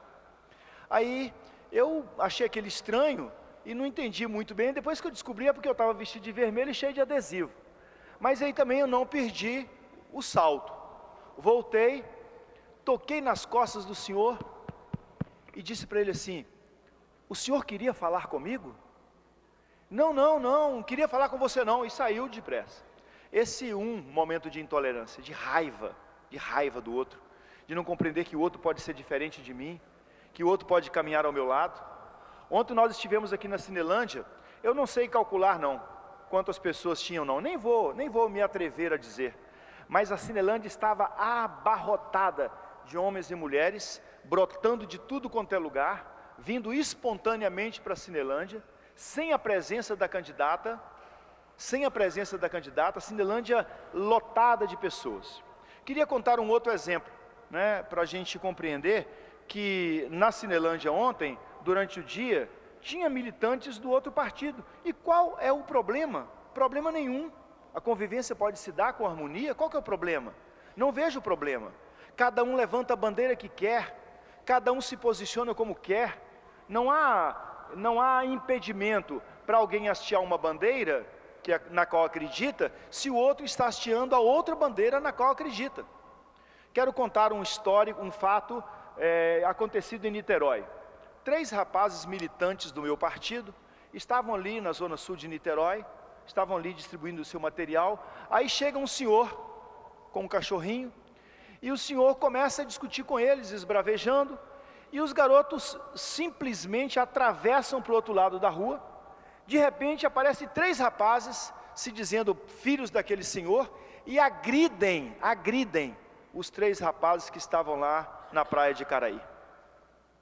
Intolerância desnecessária, intolerância descabida, intolerância que não pode conviver com aquele que é o sentimento da democracia. Outro dia, um terceiro fato. Outro dia, podia contar vários, vou contar uns 4 ou 5.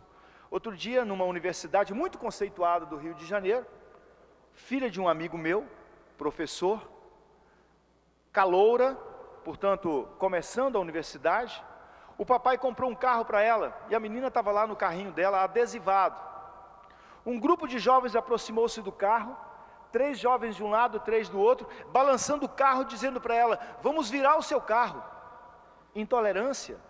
Intolerância desnecessária, ódio descabido, democracia rompida, opiniões divergentes sendo coibidas. Nós precisamos de dar um rumo para nossas discussões. E o rumo para nossas discussões é nós compreendermos que nós estamos num país que tem 500 anos de descoberto, e que durante 500 anos, os primeiros 500 anos, nós fomos, de certa forma, governados pela elite. Nós, durante 500 anos, não tivemos as oportunidades que temos hoje. Mas, se tem uma grande garantia que nós temos no Brasil desde o fim do período da ditadura militar, esse período que nos traz asco, que nos traz náuseas, mas que nós não podemos esquecer.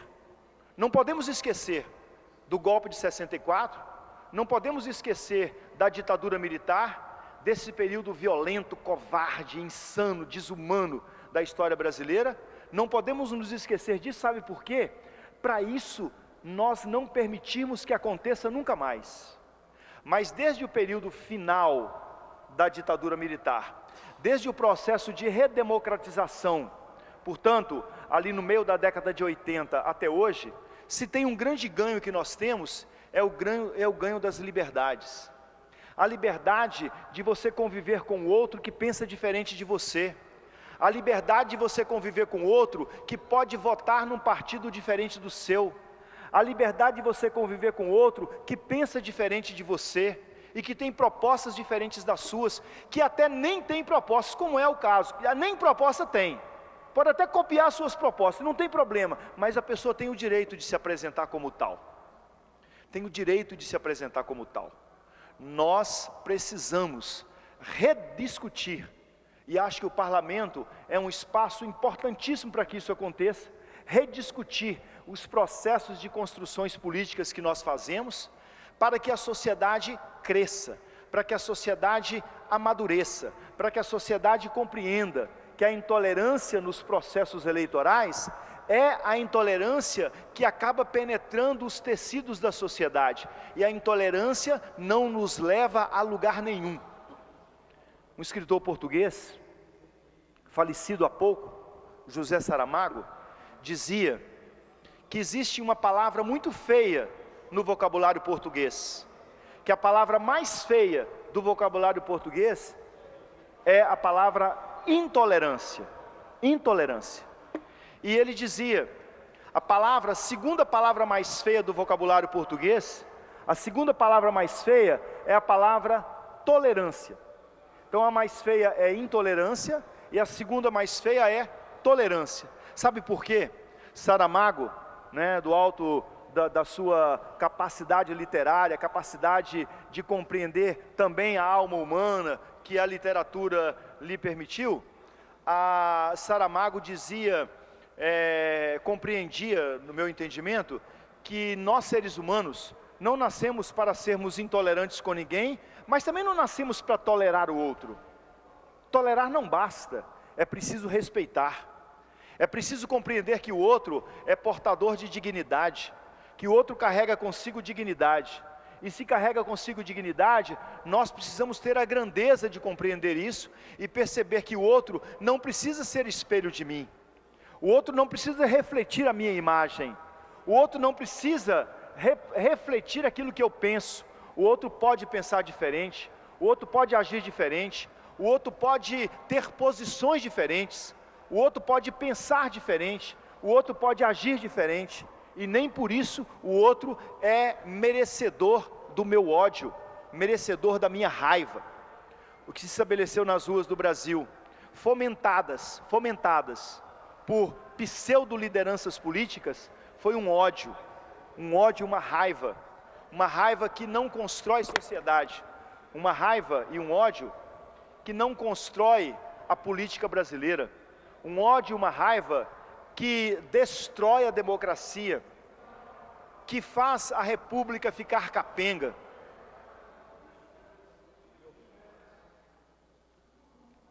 Nós então, senhor presidente, que estamos às vésperas de fazermos uma escolha que é importante para a nossa sociedade brasileira, nós temos que repensar tudo isso.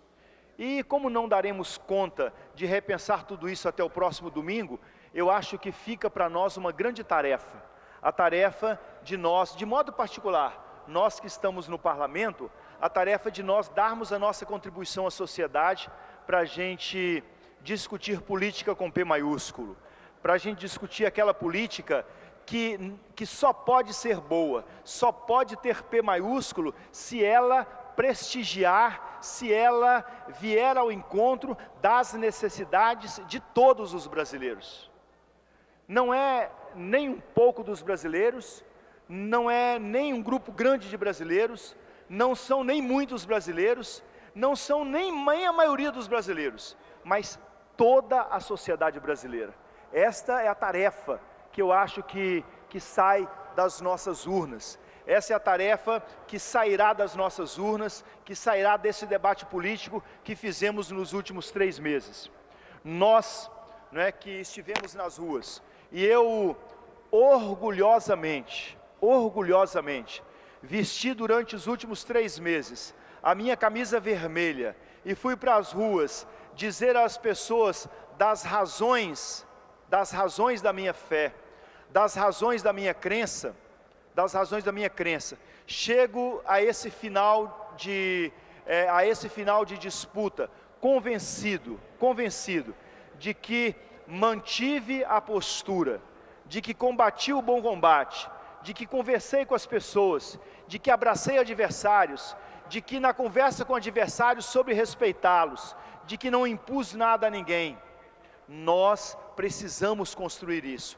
Esta é a construção que nós fazemos, essa é a construção que nós queremos ver acontecer no nosso país, e o dia 26 de outubro, onde todos nós, acorreremos às urnas, onde todos nós decidiremos com a nossa consciência, onde todos nós procuraremos influenciar nos rumos do nosso país, é sabermos que a nossa tarefa não se esgota, a nossa tarefa não se conclui às 17 horas do dia 26 de outubro, mas muito pelo contrário, o dia 26 de outubro é uma alavanca para nós continuarmos discutindo a sociedade que queremos. Qual a sociedade que queremos? A sociedade da intolerância, a sociedade do ódio, a sociedade da raiva, a sociedade do desrespeito, ou a sociedade que busca compreender no diálogo, que busca compreender no respeito aquilo que o outro tem de mais precioso, que é a sua própria humanidade. Nós não podemos compreender, nós não podemos sequer absorver a ideia de que nós fazemos política para nos desumanizarmos. Isto não cabe naquilo que os gregos nos ensinaram, isso não cabe naquilo que as sociedades democratas nos ensinaram. Nós estamos na política e devemos nela estar, para construí-la com P maiúsculo, a política que dialoga, a política que conversa, a política que transforma a sociedade. Eu tenho para mim, que toda atividade humana, eu sou professor, e tenho para mim que não tem sentido o meu magistério se não for para ajudar a sociedade a ser melhor. Eu tenho para mim que não tem sentido eu enfrentar uma sala de aula, eu trabalhar com o meu alunado, eu trabalhar com os estudantes com quem eu me encontro, se não for para ajudá-los a serem mais humanos, se não for para ajudá-los a serem mais comprometidos com a transformação da sociedade. Eu sou pai, estou convencido de que não tem sentido ser pai, não tem sentido gerar um filho, se não for para ajudar o nosso planeta a ser melhor, para ajudar o nosso mundo a ser mais humano. E eu sou político, sou professor, sou pai e sou político, e não me envergonho de nenhum dos meus papéis, mas sou político também para compreender que não tem sentido a vida política se isso aqui vira um negócio. Não tem sentido estar na política para fazer da política um negócio. Não tem sentido estar na política para fazer da política um espaço onde eu vou privilegiar-me ou privilegiar os meus. Só tem sentido na política se a política for exercida para melhorar a vida das pessoas, para qualificar a humanidade no nosso território, no espaço onde nós estamos. Então, senhor presidente, senhores vereadores e vereadoras, você que nos acompanha pela TV Câmara, está chegando o dia 26 de outubro e é hora de a nossa consciência falar, mas não nos esqueçamos, a nossa tarefa continua, porque a nossa tarefa é construir sociedade, a nossa tarefa é construir humanidade, a nossa tarefa é dizer para as pessoas que a intolerância e a raiva que destilaram contra nós nesses 3 meses últimos que vivemos, essa intolerância, esta raiva e esse ódio não leva a lugar nenhum. E termino aqui com uma frase, que quero que fique guardado com você que me acompanha pela TV Câmara. O ódio é um copo de veneno que eu bebo desejando que o outro morra. O ódio não faz mal, não faz bem a ninguém. Muito obrigado, senhor presidente, e que a cidadania vença. Esgotado o tempo destinado ao grande expediente, passa agora o prolongamento, à mesa da ciência das proposições recebidas. Requerimento do vereador Cristiane Brasil, requerimento da mesa diretora na forma regimental, inclusão na pauta da ordem do dia, em regime de urgência, o projeto de decreto legislativo número 86 de 2014, de minha autoria, concede o título cidadão honorário do município do Rio de Janeiro ao senhor Luiz Gustavo Pereira da Cunha, secretário jurídico nacional do Partido Trabalhista Brasileiro, PTB. Vereadores que aprovam permanecem como estão, aprovado. Requerimento, vereador Ilha Coelho. Requero a mesa diretora na forma regimental, a inclusão da pauta da ordem do dia semanal em regime de urgência, projeto de decreto legislativo número 75/2014, concede o título de cidadão honorário do município do Rio de Janeiro ao deputado federal Gabriel Benedito Isaac Chalita, professor. Vereadores que aprovam a como estão aprovado. Requerimento do vereador Marcelo Queiroz, requer a mesa diretora na forma regimental, retirada da pauta da ordem do dia semanal do projeto de decreto legislativo número 87/2014. Vereadores que aprovam como estão aprovado. Requerimento do vereador Paulo Messina, requer a mesa diretora na forma regimental, retirada da pauta da ordem do dia semanal do projeto de lei número 41/2013, que veda a construção da expansão do teleférico do Pão de Açúcar ou equipamento similar com destinação turística na área da APA da Babilônia e São João ou qualquer ponto do bairro do Leme. Vereadores que aprovam permanecem como estão aprovados. Pela esgotada a matéria de prolongamento, segue a ordem do dia. Com a palavra pela ordem, o vereador Thiago Carribeiro. Senhor presidente, senhoras e senhores vereadores, gostaria de solicitar a verificação de quórum, por favor. Tem sido solicitada a verificação do quadro do vereador Thiago Carribeiro. Primeira bancada, 3, 4, 5, 6 senhores vereadores. Segunda bancada, 3 senhores vereadores. Terceira bancada, nenhum. Quarta bancada, 2 vereadores, mais 2 vereadores, do caso Eduardo e o Bolsonaro, e mais a presidência.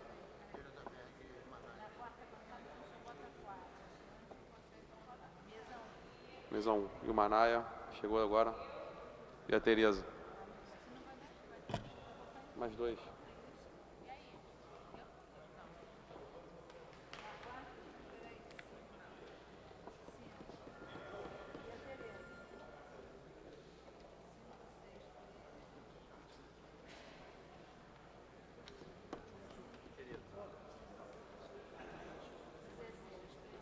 Presentes 16 senhores vereadores.